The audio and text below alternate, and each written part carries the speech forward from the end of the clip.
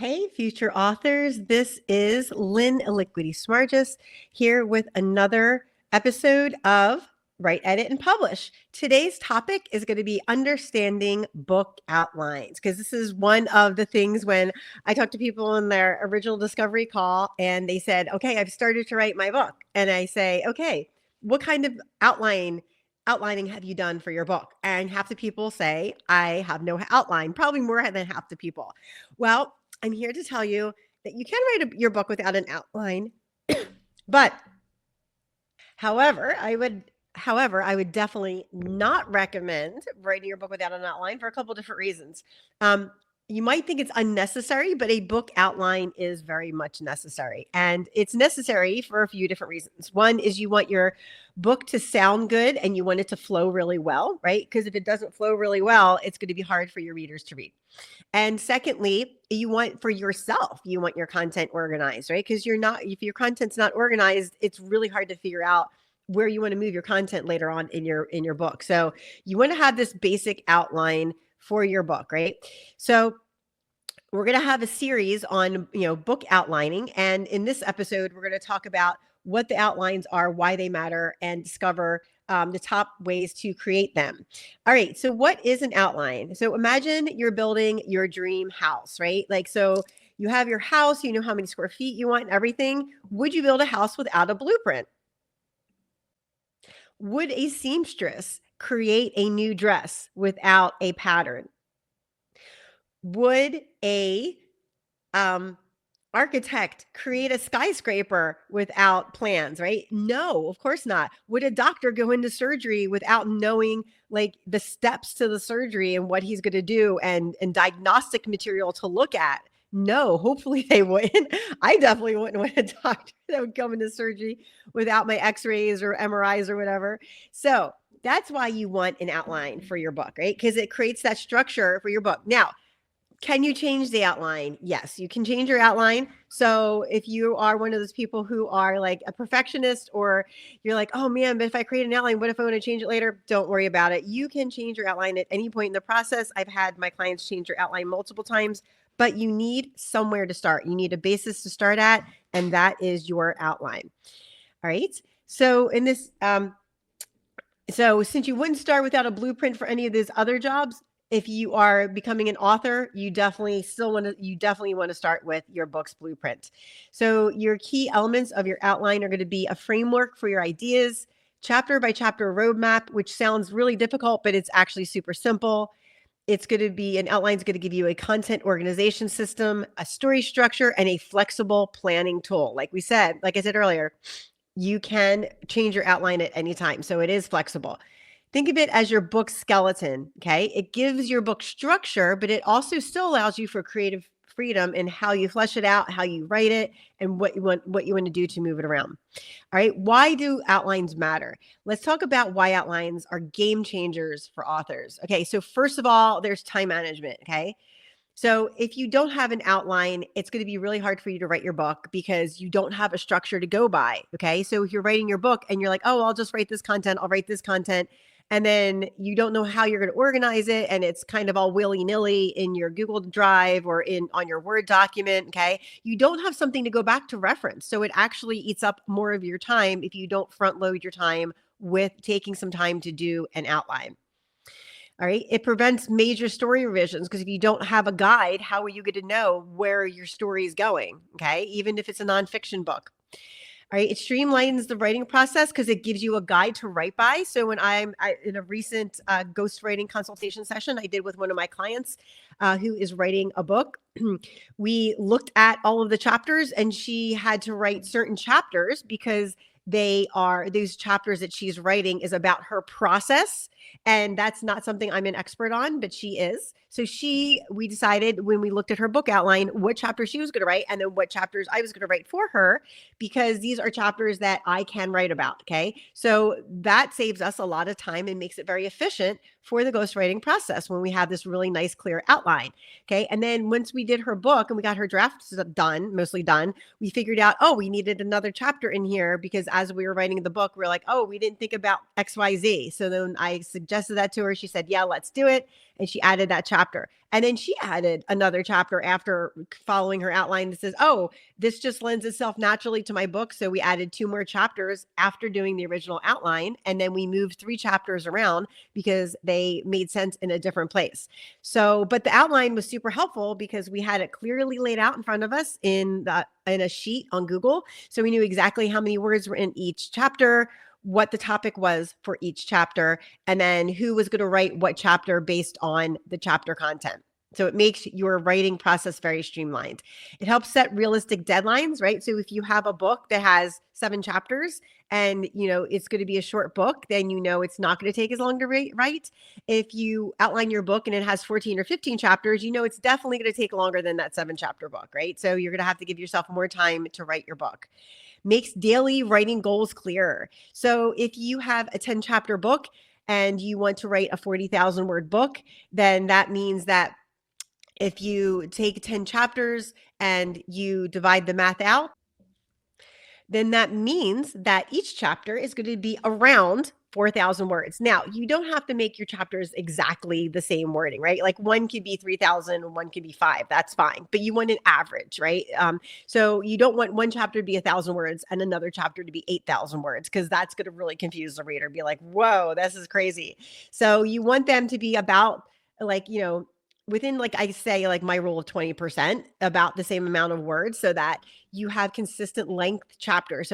So your reader knows predictably, okay, this is about a 3,000 word chapter book. And so they know about how many pages till the next chapter, but it doesn't have to be exact.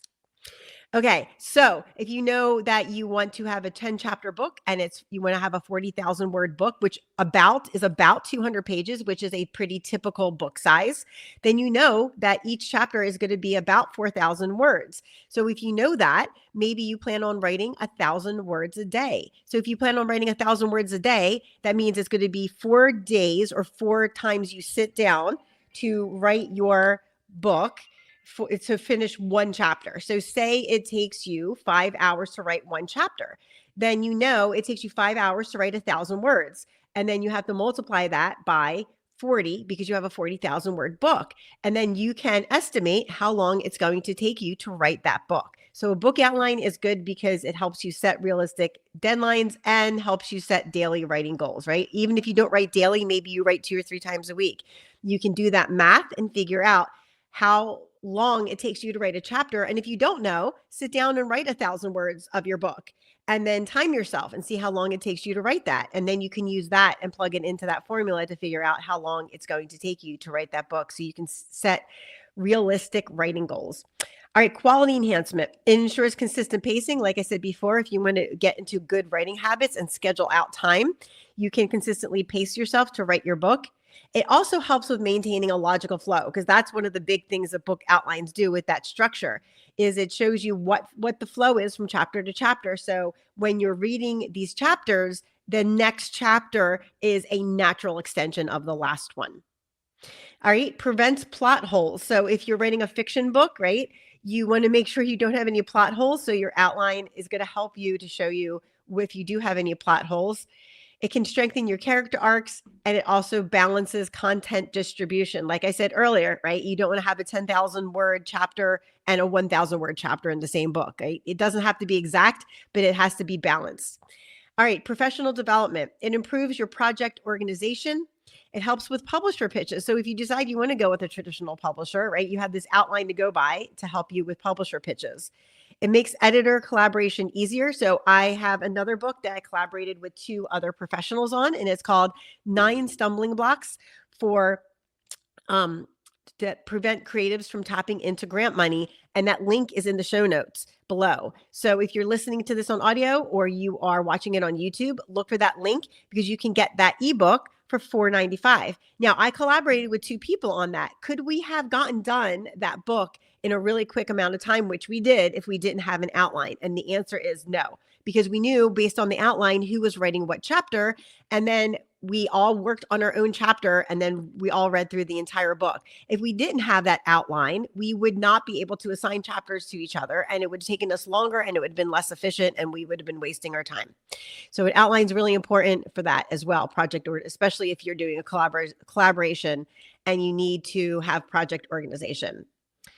All right. Okay. Supporting marketing planning. So one of the things I do on my Caring for Your Aging Parents podcast is I market my Sensible Senior Solutions book. And so what I've been doing is taking a chapter, and each episode I summarize a chapter in my book and say, if you want to learn more, check out my book, Sensible Senior Solutions, right? So I'm using my chapters as my podcast show episodes to market my book in that podcast, Caring for Your Aging Parents, because my Sensible Senior Solutions is a book that I'm selling that covers all the same topics, or covers not the same exact episodes, right? But covers the same topic, senior care. So I actually use the chapters as podcast episodes. Okay, you can use it in other ways too. Like I've taken chapters and I've written marketing content based on those chapters and then posted that in LinkedIn as well. Facilitates series development. So in my collaboration, I was talking about just a few minutes earlier, we are doing a book series on helping creatives write grants. And so we got that from our outline. We're like, oh my gosh, this is so great. Like, what if we did this? And we thought this is a great idea. So we're actually making a mini book series off of that outline, because we were able to do that based on the outline, because we could see that organization. All right, my friends, we're going to take a break right here. When we come back, we're going to talk about some top outlining methods you can use to outline your book.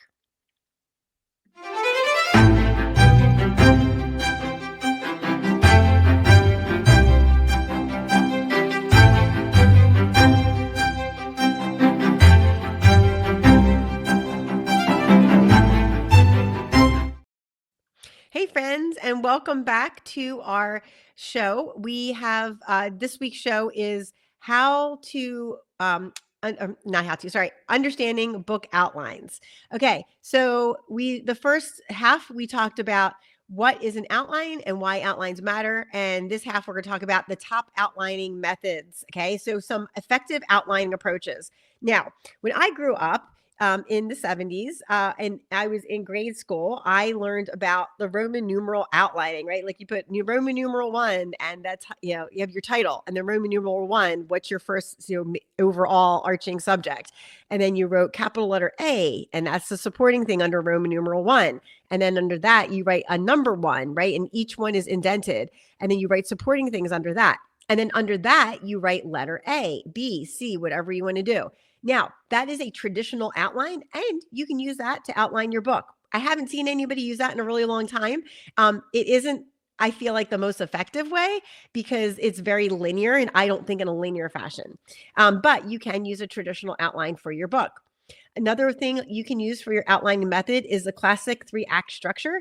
So your setup is your world introduction, your character establishment, and your conflict introduction. And this is, of course, for fiction. And then your confrontation, right? Your rising action, complications, character development. And then your next part would be your resolution, your climax, your falling action, and your conclusion. And that's a very basic, classic 3-act structure for writing a fiction book. Another type of outline you can use for writing your book is called the snowflake method. You start with a 1-sentence summary. Maybe that summary is the best ways to wash and care for your pet, right? And then underneath that, you're going to expand that to 1 paragraph, right? So take the best ways to wash and care for your pet, write that subject in a paragraph. And then you're going to take that and create more paragraphs underneath that. Okay. If you're doing a fiction book, you can develop character summaries and then create scene lists and scene descriptions with that as well. But the snowflake method is basically you take one piece of content and you expand it, and then you take that piece of content and you expand it more, and you take that piece of content and you expand it more. So it's kind of like snowballing, right? You have that first piece of information and you're snowballing it into more and more and more information until it becomes really big and it ends up being your book. Okay. The next method, which is my favorite, I absolutely love, is the mind mapping method. So what you do with mind mapping, and mind mapping is not new. I see a lot of people in publishing going, oh, the new way to map it is mind mapping. I used to be a middle school teacher over a decade ago. And 2 decades ago, I was using this in my classroom to teach how to outline things, right? And that was even with just general projects. But I love mind mapping for several different reasons. One is because I'm not a linear thinker. If you're a creative, you probably are not also a linear thinker, right? And so if you're not a linear thinker, mind mapping is fabulous. Because with mind mapping, you take what I tell people is, and you can just Google up a picture of a mind map. It's really easy to see what it looks like. So you take the middle circle, you make a big circle in the middle of your paper. And I like to use big pieces of paper, like the old calendar paper from, like, if you go to Staples or office shop, and they have these big paper desk calendars that are like 2 foot by 2 foot or whatever, 2.5 feet. And then you use those calendars on the back where it's a big blank page, right? Those are great for mind mapping. You can also use sticky notes to do this. I've used magnets where I've put ideas on magnets and put it on a whiteboard and then have written on the whiteboard to, like, expand my ideas. But whatever way you do it. Oh, also there's a lot of mind mapping programs out there. If you just want to mind map in your notebook, you can do that too. So there's lots of different ways you can mind map. I like to hand draw my mind maps because hand drawing it actually helps your brain come up with more ideas. So that's super helpful. All right. So whatever way you do your book, that's fine. But there's many different ways to mind map it. So in the center, again, you're going to have your main or theme topic. And then the center is going to be a circle, and you're going to make it look like spokes on a wagon wheel. Okay. You're going to make these little lines from your center circle out to the paper. And then each of those lines, you're going to make a circle on, right? And any of those subtopics are going to be chapters. So say you're talking about houseplant care. Okay. So maybe your topic of your book is houseplant care. And you put a line out and you put a circle, and one of those circles might say how to water your houseplant. Another one of the circles is when to repot your houseplants. Another one of those circles extending from your topic is going to be when to fertilize your houseplants. Another one of those topics might be like, how to set up your shelving, to set up your plants in your house. Okay. And then, so say we're going to take the topic of when to water or how to water your house plants. You're going to make another line off of that. Okay. That's your chapter, how to water your house plants. And you're going to make 2 or 3 lines, and then you're going to build some subtopics. Okay. What are you going to talk about in that chapter of how to water your house plants? Maybe you're going to talk about measuring the water of your house plant, measuring the amount of water you give your house plants. How to determine if your soil is wet enough. Okay. So all of these things, how often should you water your house plants? Okay. And so you keep building that content out by making little spokes and circles. Now, you don't have to build your entire book out that way, but that's a really great way you don't have to put like every little thought in that mind map, but that's a really great way to outline your book that gives you a good solid structure to start with. And then you can always add on later. You can edit your mind map just like any other outline, right? You might like erase one circle, or maybe like, oh, this chapter is really not a chapter, but it's a sub chapter under this other chapter. Okay. So you can add and modify your mind map at any time you want. So you have your center circle, which is your main theme or topic, then your primary branches, which are your first circles out from your main theme. And these are your chapters. And then your lines off of your chapters are your subtopics. And then your lines off of your subtopics are your related ideas. So it gives you a really great visual organization system to map with. Another way you can outline is called the epoch system. And someone has developed this, which basically is if you're doing a timeline, this is a really great way to develop a timeline. So you set up your basic like timeline where it's like, okay, this is one part of my life. This is another part of my life. This is another part of my life.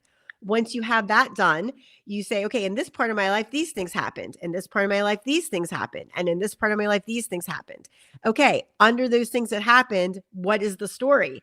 Okay, then you build your story under that, okay, in any detail. So that's a really great way, especially if you're writing something like a memoir that needs a timeline to outline your book.